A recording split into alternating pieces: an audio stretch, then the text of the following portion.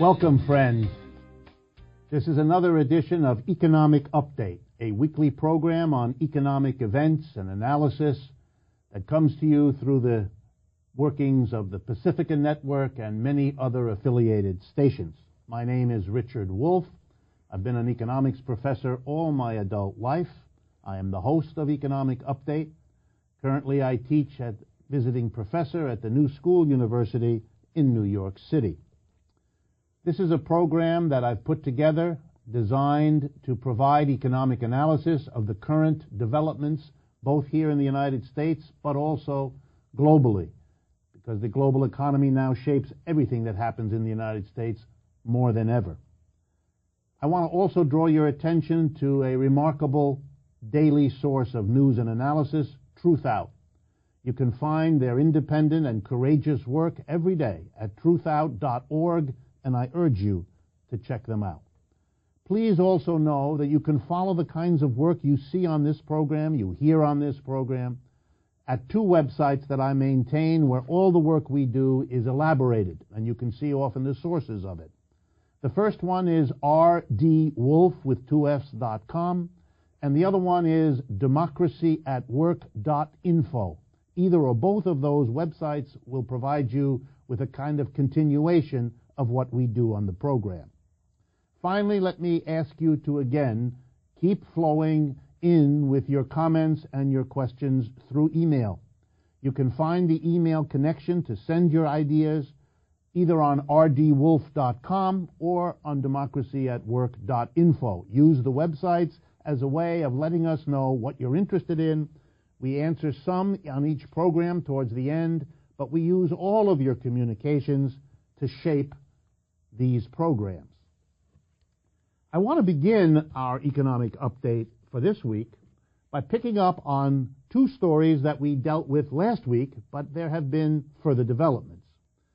We talked a little bit briefly last week about the Philadelphia school system, where I noted the extraordinary desperation that in order to have enough money for basic school activities next year, the current superintendent of schools went to the state legislatures and begged for money and offered in exchange to abrogate the seniority rules for teachers. An extraordinary move, I thought. Well, I also learned last week that thousands of high school students in Philadelphia walked out of the public schools in protest against the austerity programs imposed by the governor, imposed by the legislature on the city of Philadelphia, the largest city in Pennsylvania, savaging their public school system. You may remember that we also spoke last week about the closing of many schools in Chicago by the mayor there, and I wanted to add something, which is a context for all of this. We live in a society in which we currently have 20 to 25 million unemployed people. According to the Federal Reserve, we have about 20% of our capacity to produce unused. Tools, equipment, factory, store, office space, sitting idle. We can't put together, as a capitalist economic system, the millions of people who want to work with all the tools and raw materials they need to produce. And if we gave these people the job they need and want, using the raw materials and tools that are sitting there and available, we could produce a kind of wealth in our society that could solve many of our social problems, including, for example, keeping our schools open. But we don't do that. We fail as an economic system to do it, and then we punish those amongst us who are the most vulnerable, like high school students in our urban areas, by cutting back on the programs for them. And at the same time, the people at the top become wealthier and wealthier. It's a stunning story, and that's the way to understand what's happening in school systems across the country. The other story I want to pick up from last week has to do with the Apple Corporation. If you recall, we went through the public testimony that Apple was required to give in Congress, revealing that they had used every tax gimmick available under the law to minimize their tax payments. And they did this by moving the location of where their profits show up. Since they have subsidiaries in many countries, They can arrange to have the profits show up in any of those countries simply by making invoices from one subsidiary to another. These are accounting arrangements. And many of the corporations, like Apple, have been using Ireland for many years because the tax rate on corporations in Ireland is much lower than it is in many other countries. Much lower, for example, than the United States. And I wanted to make 2 points. One, that Apple is not the only corporation. Many, many others do it. There were clear revelations in recent times that Google has been doing it and Starbucks has been doing it and so on. So there's nothing unique about Apple. This is a normal corporate effort. And I wanted to put it in a context of what we call globalization. Because globalization has meant corporations have been doing two things of great importance over the last 20 years. Number one, moving production to where they can make the most profits, typically where the wages are lowest. Moving to India, moving to China, moving to Brazil, and so on, to achieve through globalization the cheapest possible way to produce. But the second part of globalization has been, having gotten more profits by producing where you can pay low wages, the trick has also been make sure the profits show up where you will pay the least taxes on them. So people like Apple produce in Asia, where the wages are lowest, and have the profits show up in Ireland, in the West, where the taxes are lowest. In this way, they can pay less to workers and less to governments and keep more for themselves as profits for the company, dividends for the shareholders, huge salaries for the top executives, and so on. This has been going on for a long time internationally, but it has also been going on inside the United States. And here's how it works. Companies like Apple or Google or Starbucks or hundreds of others play one state off against another, one city off against another. They go to a state and say, well, we have a factory here, but we're leaving to go to, I don't know, let's pick one, Nebraska, because Nebraska is giving us a better deal. Why don't you make it worth our while not to go to Nebraska by doing one better than Nebraska, giving us a tax holiday for a longer number of years, building a road where we want it, giving us a subsidy to pay workers less because you will kick into the workers what we don't pay them. There's lots of gimmicks. And they do the same thing with cities. We're leaving Newark and we're going to Trenton, unless, of course, Newark makes it worth our while not to go to Trenton, or we would talk to Jackson, Mississippi, and we'll see whether they... And the end result of all of this is, it's called a race to the bottom. By playing everybody off, city after city has to give more to company and tax them less. State after state has to do the same. Governments have to do the same. It's extraordinary. And to give you one measure of the outcome, I thought I would pick up on a story in the New York Times on May 29th by Eduardo Porter. And he gives a little statistic to show you how this worked by comparing the situation at the end of the 1940s, the end of World War II, and today, 2010 to be exact. At the end of the 1940s, the individual income tax in the United States was roughly 40% of the total federal income, federal taxes for Washington. 40% came from individuals, 40% came from taxes on corporations. Now let's fast forward to 2010.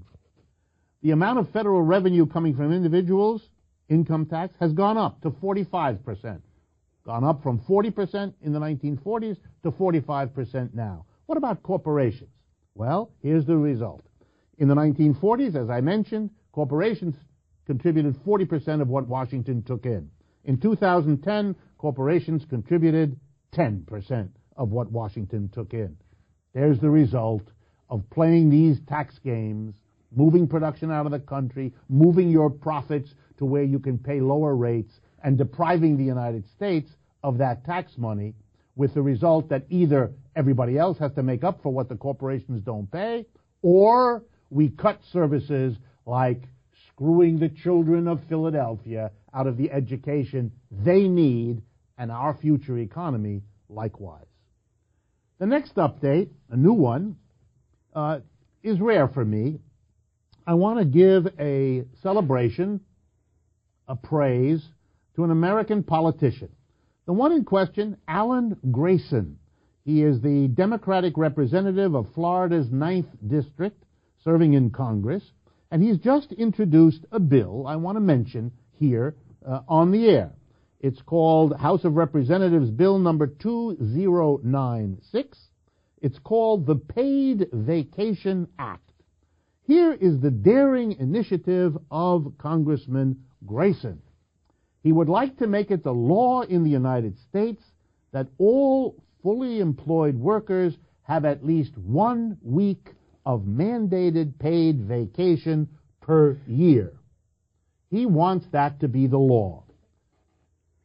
He's being fought by chambers of commerce and all kinds of business and conservative groups. I just thought you'd like to know that in most industrial countries of Europe, for example, they have 4 weeks of paid vacation. That is the law. In some countries, like France, 5 weeks of paid vacation is the law. This is not something that depends on a contract negotiated between a union and an employer. It's not something that depends on the goodwill of an employer. It's the law. Here in the United States, fully 1/4 of our workers have no paid vacations at all. 3/4 have paid vacations, but they can be as little as 3 or 4 days, or they can be more depending on what either a union has won or what an employer has chosen to give. The point is to make it necessary. And the point is particularly to help those at the bottom 25% of our labor force who have no paid vacations at this point at all. So congratulations to Congressman Grayson. He would like to bring the United States out of the medieval approach to paid vacations that it has, unlike that of any other advanced industrial country, and he deserves credit for taking the initiative to do that. The next short update I want to deal with is something called the Cadillac Tax. This is an important part of the Obamacare legislation that was passed and is now being implemented. But this is a very bad piece of legislation. Here's what it does. It applies a stiff 40% tax to what are called high-end medical insurance programs for workers. If your employer pays more than about $10,000 for you as an individual and more than about $23,000 or $4,000 for you as part of a family group, the employer is going to have to pay a big tax when this goes into effect, and that's scheduled to happen over the next year or two. And so many employers are beginning to cut back on the quality of the medical insurance program they provide to their workers, explaining to the workers, we have to do this because otherwise we're going to be subject to this big tax. What was the rationale for such a tax argument? It'll make employers be more vigilant not to have their workers misuse a good medical program by going to the doctor too often, requiring too much care. In other words, in order to reduce the cost of medical care in the United States, the solution found is to tax the employer, forcing or at least pressuring the employer, who doesn't want to pay the tax, to either reduce the coverage that the workers get, so he won't be spending the $10,000 for each worker, or to make the worker pick up more of the cost himself or herself by higher co-pays, by exclusions, by minimal payments that you have to make as an individual. In other words, we're solving the problem of excess medical expenses in America by damaging the quality of medical care and medical insurance that people are actually going to get. These are not the people at the bottom who don't have any coverage at all, or people who are getting very poor coverage. No, this is a targeted program at those who are getting a quality medical program to cut them too. Let's remind ourselves of this basic fact. The United States spends more for medical care than any other advanced industrial country. Way more. We're not even close to the number 2. At the same time, the medical outcomes we get as a nation are mediocre. They're in the middle. We don't do better. We don't live longer. We don't have fewer visits to hospitals. We don't have fewer major invasive surgeries. Our results are no better than many other countries. We just spend a lot more. And why? Because we have a medical industrial complex in the United States. 4 intertwined industries: the doctors, the hospitals, the drug companies, and the medical insurance companies. And they've worked out a cozy arrangement among themselves. They take care of each other really pretty well. The doctors probably the least well, but the others pretty well. And so we end up paying a lot, and we're not getting much. In a free enterprise system, if it's supposed to work like that, we're told when you pay way more than everybody else for something that isn't any better than anything else, the market will fix it. Yeah, well, it hasn't happened yet in the United States. And instead of dealing with this medical industrial complex and what it does to prices, we are slapping those who've gotten a good health care coverage and making it a lot less good. Rather than do more updates, I want to turn now and tell you how pleased I am that I have with me today an old friend, someone that I've worked with for over 40 years. His name is Stanley Aronowitz, and I think it's a name many of you know already. And so I want to begin by welcoming Stanley to the program. Thank you for coming. Let me introduce Stanley to you. He teaches social theory and labor studies at the City University of New York Graduate Center. He is the author of, count them, 26 books. And the latest published book is called Taking It Big, C. Wright Mills and the Making of Political Intellectuals. As usual, he's at work on a new book, and this one has a very provocative title, but the title says it all. Dead Unions, the Birth of a New Labor Movement. It is scheduled to be published by the Verso Publications Company in early 2014. Stanley is a former steel worker and a union organizer for the clothing workers and the oil, chemical, and atomic workers. He was recently a member of the Executive Council and Negotiating Committee of the Professional Staff Congress, which is the City University of New York's union of faculty and staff. So, Stanley, with that kind of a background, I want to start by asking you some questions about organized labor.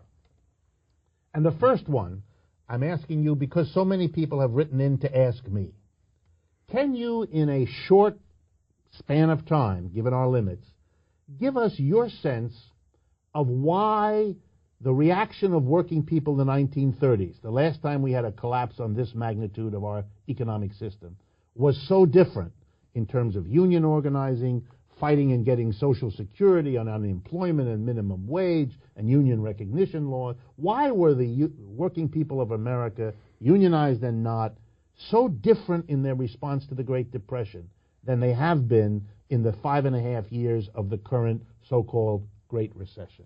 I'll give you 3 reasons. There are many more, but they're the key reasons. The first reason is that at the time of the upsurge, which begins in 1933 and goes on till about 1937, those 4 years where millions of workers were organized, there were no benefits. There was no unions in major industrial sectors, steel, auto, glass, rubber, you name it. And so the fight was really, in many ways, for the most basic benefits, the most basic issues, which are, do I have any power on the job? Can I get a decent wage? Can I get benefits such as pension and old age insurance, health insurance? The second reason was that there was a left. And that left were communists and socialists and anarchists and independents who were union organizers from way back. Some of them were of the industrial workers of the world. Some of them were within the unions, the established unions. The clothing workers was a socialist union. And there were communists who had been organizing in the 1920s and early 30s. And they were really, in many ways, the spearhead in many of the union organizing campaigns in auto especially, and mining. The third reason is rather important, which is that this was a period of American history where there was a large immigrant community that did not have to worry about being deported.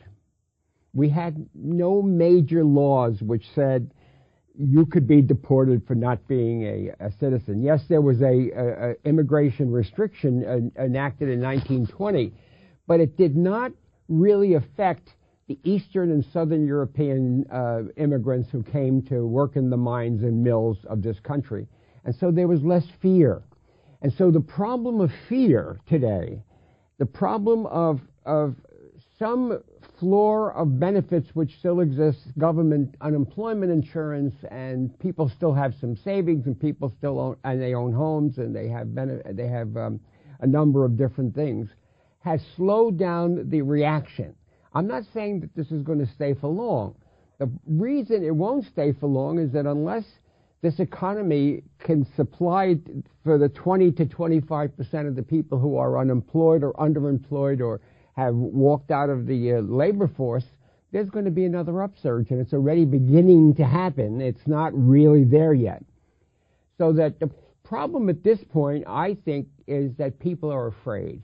The people who have jobs are afraid that, as you described in the beginning of this broadcast, they're afraid that if they demand too much, the company will move. Not only from Nebraska to or in Pennsylvania, but they'll move overseas. The second reason that they are afraid is that large numbers of immigrants who work in construction, who work in the working poor, they're afraid of being deported. And this administration of Barack Obama is an administration which has deported over 1 million people. That's a very big number. And the third reason, in some respects, is that for fear is that we live in a very uncertain time. There really is a great suspicion out there among many people, working people, professionals as well, that this economy is not really going to revive. And so whatever people have, they're clutching, they're holding on for dear life. And that's slowing down the reaction. All right, let me pick up on one point that you made, that there was an important role played by socialists and communists. We know that when the New Deal was done and when the war was behind us, a profound campaign was unleashed, starting in the later 40s, to destroy the communist and socialist parties, organizations, movements, and all of that. Do you see that as in a sense, a response to the role that those people played in the labor upsurge of the 30s? Absolutely. I mean, they talked about the subservience of the Communist Party to the Soviet Union, but they also did damage, the government did damage to anarchists, people who were in the industrial workers of the world, independent radicals. What they were worried about is that the working class would prevent them from earning their 2 or 3 ways of super profits, you know. And although for a section of the working class there still was a deal, that is to say there was an agreement, a social compact, as it were, for many others there was no social compact, and they were going to make sure that that social compact became smaller and smaller and smaller and affected fewer and fewer people. Right. And so that the long-term decline of the labor movement, at least in its membership, that we start seeing sort of a peaking, if I remember, around the 50s, and then a long decline of membership, is, in a sense, the working out of the last step of it. You got rid of the socialists and communists and all the other leftists, and then you went after the labor movement, too, whether it's starting with the Taft-Hartley in 47 or anything that happened later, in a sense to get rid of the very formations that had made the 1930s so different from what we have today. That's right. But what was so tragic is that the unions that were the mainstream of the labor movement that benefited from that upsurge of the 1930s, such as the auto workers and the steel workers, collaborated with the government to get rid of the communists. And what they did not recognize or realize is that they themselves were the real target. Not only the communists and the socialists, but they were the target of that attack. And as you said just now, as soon as they got rid of the socialists and the communists, they went after the unions. And they had been going after the unions really in the 1930s, but Taft-Hartley, which was, John R. Lewis called it the Slave Labor Act, was an act that prevented unions from engaging in sympathy strikes, from refusing to handle struck goods, for striking if there was a national emergency. The president had a right to call 80-day cooling off period, et cetera, et cetera. They fell into line. The unions fell into line. And when public employees got organized in the 1960s, now there are more public employees organized than private sector workers. When public employees got organized in the 1960s, they went along with state laws that banned the right to strike. which is a violation of the First Amendment, in my opinion. And of course, no court agrees with that, because the courts are themselves a product of a certain kind of ideology. Yeah, so it is very ironic, in a certain sense, that the unions who collaborated with, if I understand your point, with the government in getting rid of socialists and communists, didn't understand that what they were doing was getting rid of one of their own allies, Right. thereby weakening them when the business community went after them, which we now know was the agenda, because long after the socialists and communists were thrown out of the unions in the 40s and 50s, the decline of the labor movement and its victimization at the hands of business strategy has been going on for decades and decades after that without arrest. And now the unions are bitter and complaining at how small they are, how weak they are, how beleaguered they are. And yet your point is they were complicit in the adjustments after the war that brought this about. But they're still committed to the two-party system and to the law itself. The law itself, with its Taft-Hartley amendments, that is to say, the labor relations law, is not in the union's interest. And they still go to representation elections. They organize a factory in the South or a workplace in the South, and they can win an election, but they can't get a contract. And the reason they can't get a contract is because the administrative law permits the employer from undertaking endless delays. And if you charge them with unfair labor practices under the law, they can delay remedies for many, many moons. Meanwhile, workers have been fired. Meanwhile, the plant has been partially dismantled. Meanwhile, the company has really smashed the internal union activists by forcing them into line. Well, so let me push you again and ask the same question repeatedly. Why has there been no response? Why have the unions watched their own decline, whether it's the members or the leaders, year after year, decade after decade, faced with this legal situation, faced with the behavior of both political parties in this situation? Why no break from a set of commitments and policies that seem to have had such bad results for so long a time? Because they are terrified of becoming an independent oppositional force in American society. The few crumbs that they get from the administrations of especially the Democrats, they hang on to for dear life. They gave $400 million to the Obama campaign in 2012 for both the presidential and the congressional campaign, in the vain hope that somehow by electing Democrats they will be benefited by an improved labor relations law, by an improved labor relations board. But the main internal reason is that there's no, or very little, there's not no, but there's very little boiling from below. They used to be in the 60s and 70s, and to a large extent in the Teamsters until the 90s, there used to be rank-and-file movements that pushed the unions, at least movements that said, if you don't do the right thing, we're going to take power. Those movements have basically declined very seriously, because you don't expect the labor leadership or the Democratic Party to do anything right.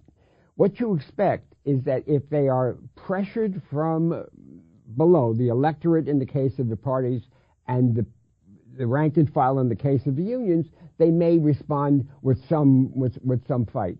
The fact of the matter is that they, having crushed their own opposition, and their own opposition having failed to mobilize sufficiently, they have no reason to do anything but preserve themselves in power. And what we are looking at now is a bureaucracy that may make noises about being oppositional or changing, but basically they don't have the means, they don't have the intelligence, they don't have the basic base, the political base to be able to change themselves. Before we take our mid-program break, one quick question, push you for a quick answer. If I hear you correctly, we are then observing a labor movement where it now represents under 7% of workers in the private sector. You're then watching a labor movement stuck in a way of relating itself to the law, to the political parties, watching itself disappear. Yes, because they have decided, Richard, they have decided that they will depend on the Democratic Party rather than on their own resources. They have virtually given up organizing. There are several places where they are organizing. Car washes in New York City just got organized. But basically, they've given up organizing in favor of political electoral action, and that is a disaster because the Democratic Party is a center-right party. It is not a pro-labor party anymore. We're going to take a short break at this point in the middle of our program, as we often do. I'm talking with Stanley Aronowitz about the American labor movement, past and present. This is Richard Wolff. This is Economic Update. Please come back after this short break, and we will continue this conversation. Okay, welcome back. Dear friends, I'm talking with Stanley Aronowitz, professor at the City University of New York, author, specialist on the labor movement, writing a book right now, what he calls Dead Unions and the Birth of a New Labor Movement here in the United States. Okay, let's turn from the analysis of the past to what you think is the possibility for the future. If unions are in the tough shape that you've just described for us, what is the basis for whatever optimism you have as to what is possible now and what would have to happen to realize such possibilities? Well, one of the things that is happening now is that in Walmart and fast food restaurants, workers are starting to organize and strike without any prospect of a union contract. That means that they are taking on a very old tactic of the labor movement of the pre-New Deal period, which is that you didn't have a law, you didn't have a contract, you struck, and when the employer caved and gave an increase or gave a benefit or changed the working conditions by putting in an air conditioner or something like that, then you went back to work. What happened under the law is that the law convinced unions that what they needed was a contract that guaranteed, that sealed in all those benefits, as especially on the wage front. And what happened then is that the strike weapon began to decline. And now we have almost no strikes within the traditional unions. Not to say that we have none, but almost none. So the first thing that would have to happen is that the unions would have to, that workers would have to say, our objective is not to win a contract. Our objective is to improve our conditions. The second thing that would have to happen in order for the unions to become something else is that they would have to say, look, the worker is not simply somebody who works at the shop or the office floor. The worker is somebody who has housing problems. There are foreclosures all over the country, which only the former Occupy Wall Street groups are taking up. That people have educational problems. Their working class neighborhoods of Philadelphia, of New York, of Los Angeles, of Chicago have terrible, terrible conditions. You have a mayor of the city of Chicago who has closed 54 schools. The unions, the labor movement, would have to take on those struggles. Not just the teachers' union, not just kids and the students, although that's wonderful, but it has to be done by the entire labor movement. And it's still got, 14 million members. It's got tons and tons of money. And it's not mobilizing its membership around the totality of the problems that the membership face. The third thing is that the military budget is draining 50% of our national treasury. And they have said they are against the law, against the wars in Afghanistan and Iraq, but they didn't do anything to mobilize on those questions because the military budget is still there. And one of the reasons the unions keep quiet about it after taking a rhetorical position against the war is because many of their members benefit from the military budget. They're afraid to fight the military budget because they don't have the imagination collectively to say, what do we do about the 20% of unused capacity that you described at the beginning of this program? How do we work? Can we establish workers' co-ops? Can we establish workers' control within the workplace? They don't have that perspective. They concede by contract to management, for example, the right to manage the workplace. They concede the right of management to prohibit strikes. You can get very, very seriously fined if you go on a strike during the life of a contract that has a no-strike provision. They haven't taken up those issues. And they're not ready to take up those issues. And therefore, in some way, we need a new labor movement. And it's being suggested by workers who are going on strike regardless of they have contracts or whether they have a formal apparatus for sealing in their benefits. Tell me, if I can pull this out, if the socialist and communist movements were destroyed after World War II, if the labor movement is in the kind of dire condition that we've been discussing that your work demonstrates, then one might reach the conclusion that in order for the country to change, there has to be a rebirth of all of these things. In other words, there has to be a new version of whatever the socialist and communist left is. There has to be a new birth of a labor movement, either rediscovering old strategies and tactics or developing new ones.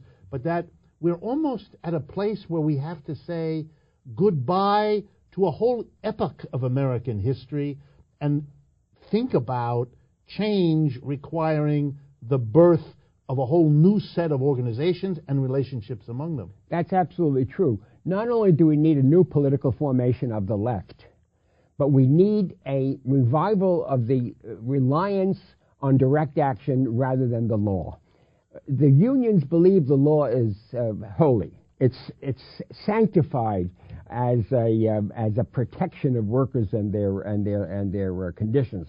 The truth of the matter is the law is against the people. It's against the workers.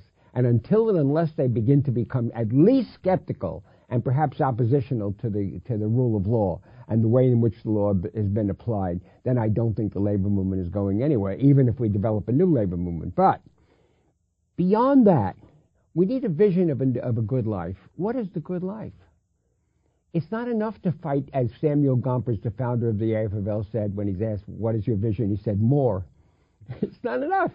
We need a vision. Well, if you don't like the communist vision or the socialist vision or the anarchist vision, then you have to have some kind of vision, because what animates people to stay in the struggle decade after decade after decade is their belief that there's a real alternative. And if the labor movement does not provide the alternative, the left will have to provide the alternative and fight within the labor movement to get that alternative adopted as labor's program. I see this happening in Western Europe as well. The labor movement in Western Europe has become a very staid and, relatively speaking, uninvolved part of the countries. There are exceptions. Greece is one exception, but it is not common. What's happening in the European situation is that they're getting chipped away much more slowly than the United States, but they're getting chipped away. But here's a question about the Europe-America comparison that I'm asked all the time. In Europe, at least, one sees big demonstrations. Rome had one a couple weeks ago. Lisbon has had them. Athens has had so many that we lose track. And around many countries in Europe, there are big demonstrations in which left political parties, the labor movement, independent social movement groups get together either to demand jobs, that is, oppose unemployment, or to fight austerity, or to make all kinds of demands. Why do we see in Europe that kind of mass mobilization? In many ways, the biggest sustained mobilization over the last 3 years that they've had probably since the Second World War. Why do we see that there, and we're still waiting for a big anti-unemployment or anti-austerity march here in the United States, mobilizing comparable social forces? What's... Well, they have a left. They have political parties of the left. They also have a tradition. They also had, the occupation by the Nazis. They understand the problem that is posed by a militarized state, by an employer class that is obdurate, which is now, in the case of neoliberalism, as resistant to change as anything. In our country, we haven't had a left of any consequence now for about 70 years, I would say 65 years.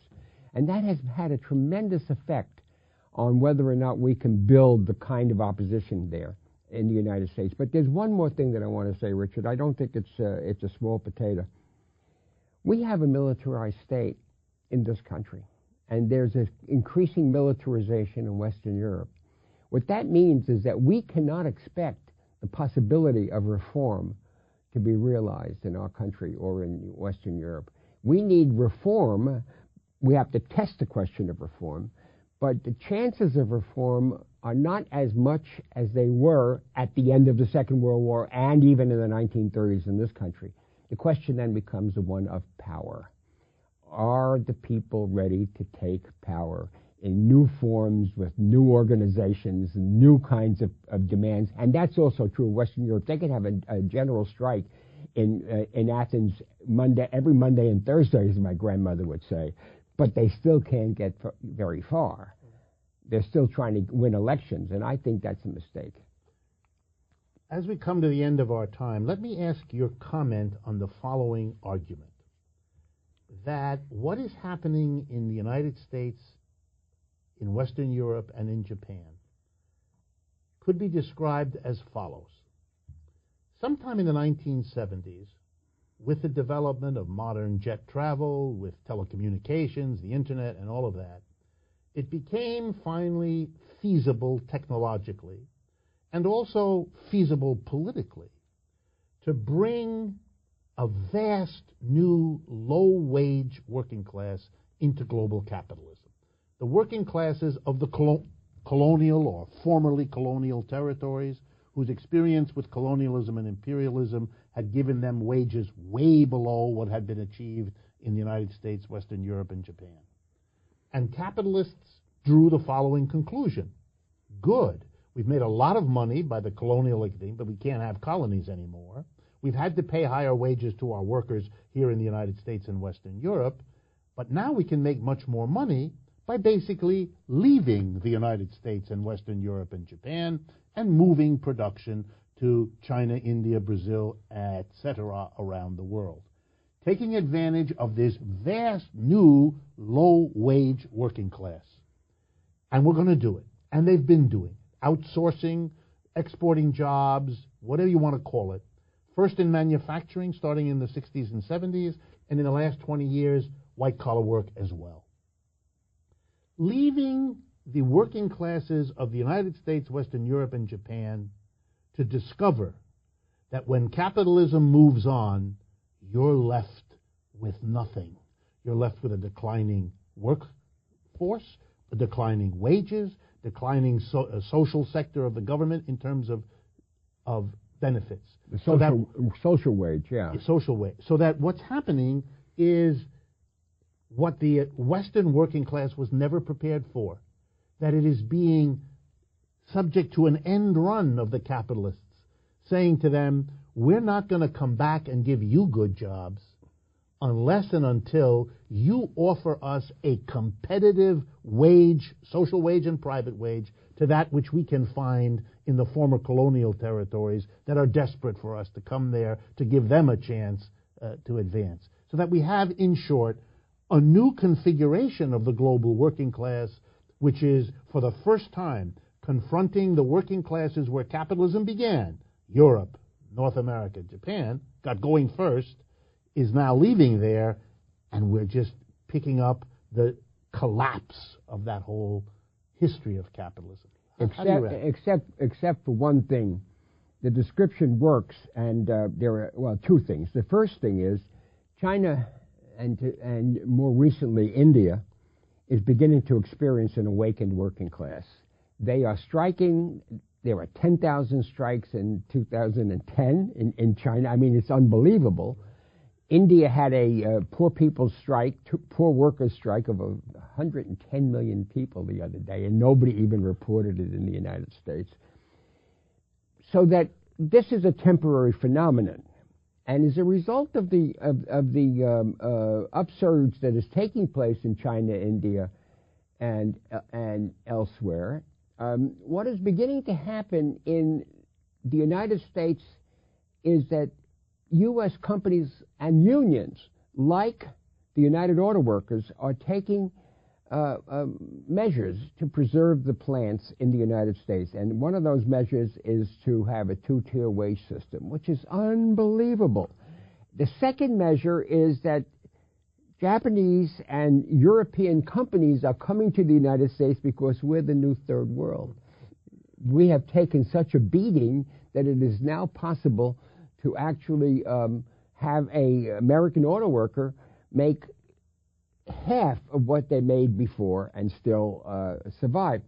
Now, that's the first thing. The second thing that's rather important is to remember, and I don't think this is understood very well, is that we still, in the United States, make machinery, high-tech machinery. I don't mean televisions. I don't mean computers. I mean real high-tech machinery, and that has not moved out of this country.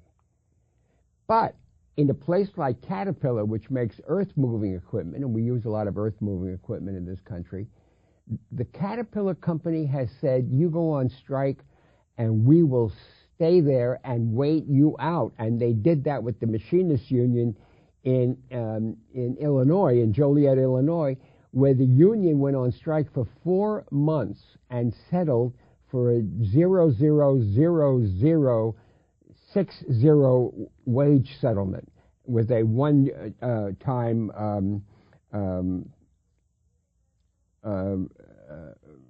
gift of $3,000, which is 8 cents an hour over 6 years. Now, what's interesting about that is that we're seeing unions, even what we said before, they're beginning to collapse, even on their own conditions, to try to hold on to the plants. What you don't see is that when the plants move, where is the occupation of the plants? Right. Why aren't they operating garment plants and textile plants and handbag plants and auto plants that have been abandoned? Why don't they make stuff? Why don't they decide, even under capitalism, that they're going to create workers' co-ops and to try to operate? To follow the Argentinian model. That's right, yeah. All right, I wish, as always, that we had more time. Thank you very much, Stanley. It's very provocative. The labor movement remains an important social force in the United States, something that we have to watch, something that we have to think about, and we can thank Stanley for being a source of important, critical, independent ideas about it for a long time, and I hope it'll be for many more years to come, and that you'll come back and be on the program again. In the time that remains, a couple of responses to your questions. One of you asks about college and university finances. Now, we talk about this quite often, but I wanted to hammer a few points in response to one of your questions about why are the finances of college and university so out of whack? Why have they costs, both public and private, gone up so much and so forth? I want to respond with a few specific questions and comments to those concerns that you've articulated. First, do not underestimate, please, the situation we now face with young people and their families in the United States. The job market is a disaster, particularly for people who have the desire to get a white-collar job, a job that would normally require some education beyond high school. Those jobs are difficult to get, and they have frightened a whole sector of the American population that had planned on, expected, and wants to go and get those kinds of jobs. To make a long story short, Americans are more desperate than ever to get a college degree because they believe it will give them a leg up in a difficult job market, give them a leg up on a difficult job future that they face. Whether they're the young people themselves or their parents and relatives who help pay for it, there's a desperation that allows colleges and universities to jack up the prices they charge for what they do because of a buyer population that has to pay. Nothing illustrates that so much as the extraordinary levels of personal debt being accumulated by students and their families to help pay for college education at a time when the parents' job security is less than it used to be, when the parents' own job prospects are poorer than they used to be, when they already are staggering under mortgage debt, car payment debt, and credit card debt. To be able to, or willing to undertake yet another kind of debt on top of it, student debt, is extraordinary and a sign that the market is what you might say a seller's market. The sellers of college credit are taking advantage of the market. Number two, it's crucial to understand that for the public sector, where 3/4 of college and university students get their education in the United States, in that sector, support by state legislators, who are the major funders of public higher education, has been falling across the United States in almost every state for years now. And the result is that the budgets of these public colleges and universities has been squeezed. They become desperate for other sources of revenue. And one of the directions they took was to become, if you like, purveyors of all kinds of other activities to generate money. One of the biggest of these, sports. Build a stadium. Build a basketball franchise. Do the things that will make you a sports enterprise alongside of your educational. Oh yes, you refer to it as the college team, but in point of fact, you're building a stadium, you're developing a team operation, and you're doing it to get the television income you get from it and the attendance from people who will come to see it. And that means resources, energy, focused away from the teaching of the classes and more onto the lucrative form of sports. Next one. To make partnerships with private enterprises, to make deals that bring in money from private enterprise because you're not getting, as a public institution, the support from your state. And the private enterprises demand things in return. And so education becomes more geared to what the company wants and a little less geared to what the faculty and the students and the development of the country as a whole might want. I think that's very important. I think the extraordinary wealth of the top 1 to 10% of Americans means that private schools can charge what they want as well, because many of the people they serve have more money than they know what to do with and are willing to pay whatever it takes for the high quality education, the prestige education. In short, the problems of our colleges and universities are part of a system that doesn't work anymore. The incomes of working people are not enough to pay these prices, so they have to go into debt. The system doesn't provide enough quality jobs for the people it gives an education to, or at least the people who want one, and so the adjustments are made by going further into debt, and on and on and on. We cannot expect our colleges and universities to fix a system that's broken. We can expect what we see, which is that they are more and more reflecting in their own problems the larger economic crises of our time. Another point, that question that came in about something I did last week. I spoke last week about the study of the OECD, Organization for Economic Cooperation and Development, that has been releasing income inequality numbers. And I pointed out the United States was among one of the most unequal countries of the 31 or 34 that the OECD measures. And some of you asked the question, did these numbers reflect the distribution of income before you take into account welfare payments, what we call transfer payments and taxes, or after? Well, I went back and I want to give you the results. What I gave you last time had to do with the position of the United States after taking into account all of the transfers. And I think here there's a little lesson that I might convey by going over it. I'm going to use the example of Ireland. If you take the 31 countries that the OECD reported on, Ireland was the most unequal if you just looked at the private incomes that people got, before looking at how taxes and payments by the government changed everything. Ireland went from the most unequal to something very interesting, the most equal. In other words, Ireland really has a system in which it does take money from those who are at the top and transfer it to those who are at the bottom. It becomes one of the most unequal if you don't look at taxes and transfers, but it becomes the most equal. The United States is very interesting. The United States ranks about 10th from the bottom. Not a good record. 10th from the bottom in inequality before you take into account taxes and transfers. After you look at taxes and transfers, the United States becomes worse, the fourth worst inequality. We don't reallocate income and wealth in this country. We don't do it at all. We actually make our unemployment and our inequality worse.